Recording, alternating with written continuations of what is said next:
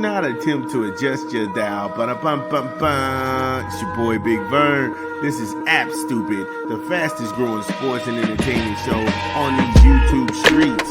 You're welcome. Holla at us. Yeah, holla at your boy. It's Big Vern. Y'all know what it is. Y'all know what we up to on a beautiful Monday here in the Midwest, top of the hour. Heat wave out there today, 60 degrees. Make sure you get out, get you some sun, take your animals for a walk, and stretch your legs this evening.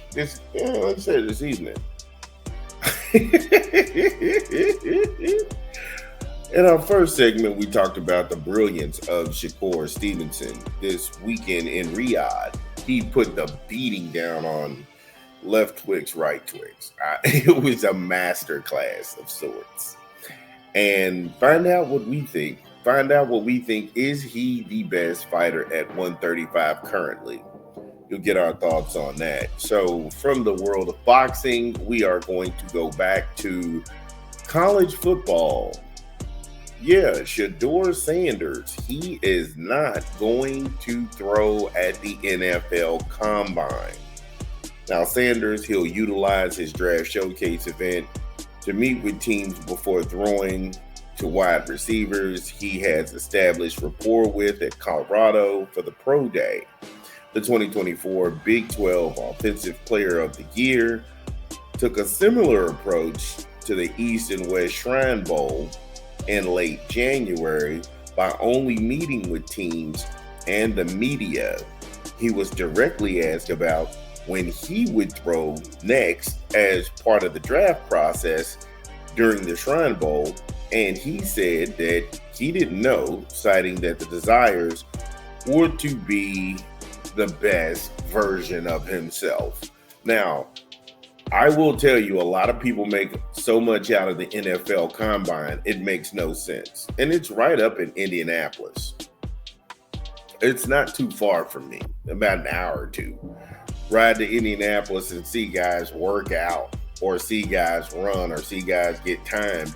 And depending on who you have friendship with and who you curry favor with in the media, then you'll be able to get glowing reviews coming out of the Combine. How many times have we heard guys kill it in the Combine and disappear in the league?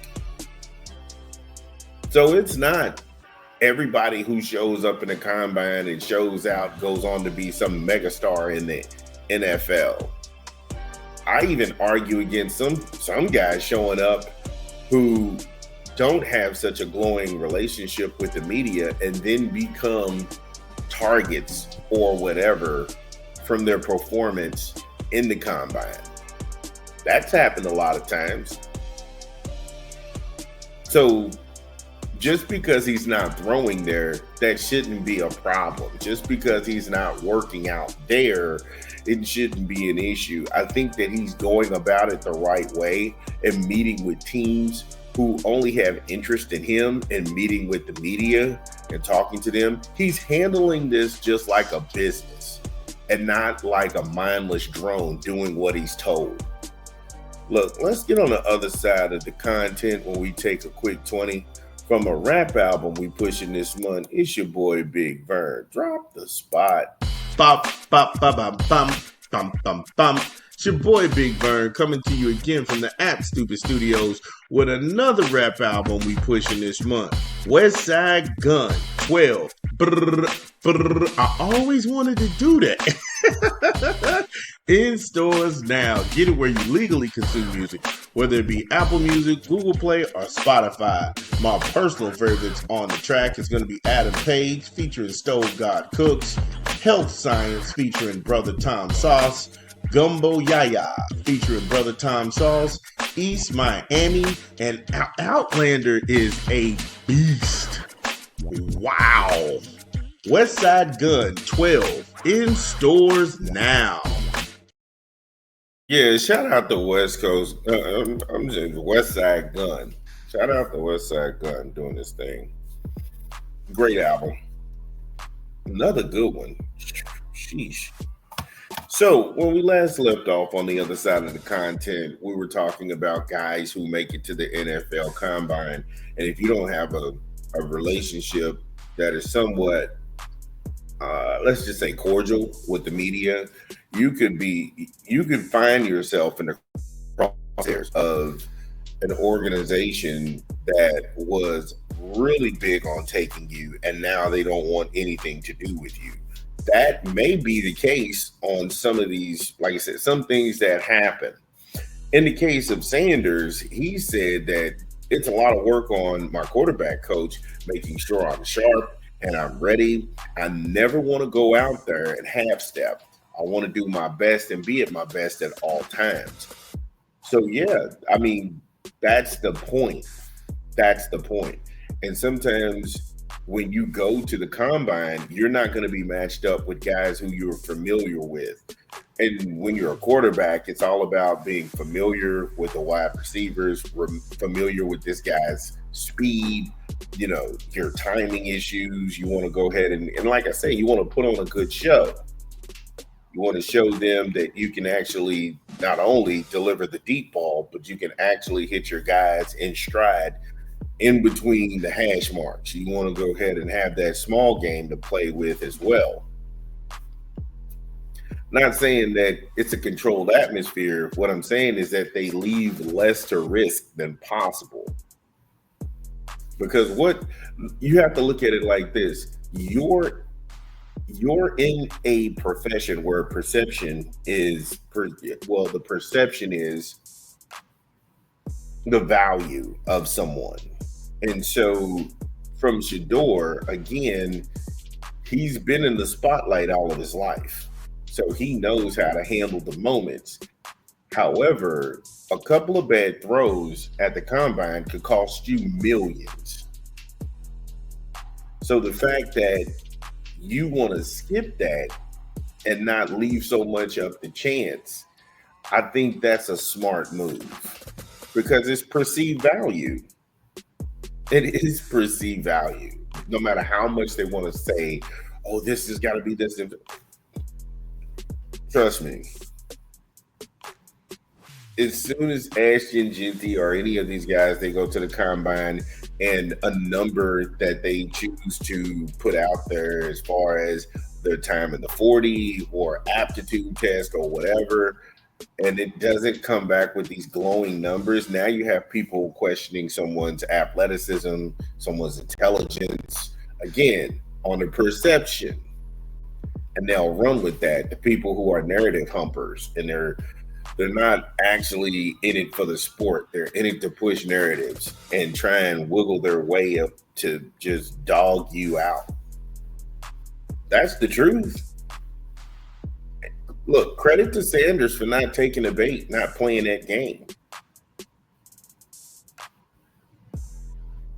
And that's smart of him because in college football, his completion percentage, he was the leader at 74% last year. And he won the Johnny Unitas Golden Arm Award, which is the nation's, like I said, upperclassman quarterback, cream of the crop. Yeah. Again, nobody's going to criticize you for ducking a process where people can actually drag down your value to a team. You ain't going to get nobody to get on board with that. Why would he go out there and risk millions for people who don't like him? Remember, his pops already has a beef with CBS Sports in the way they've covered him. He's already got a beef, his dad, with the local press corps and how they were covering Colorado athletics. Why would he leave it up to chance to go send his son to the combine, work with receivers he's never worked with? And now there's a couple of mistimed balls. There's a couple of overthrows. There's some throws behind some guys. Now you go from being probably the first 1 and 2 picks in the NFL all the way down to maybe 15th, 16th. Dare I say, I suggest you fall to the second round. Now I took guaranteed money off the table. Why? Because I needed to go and prove something to some people who didn't want me there anyway. Let me stop.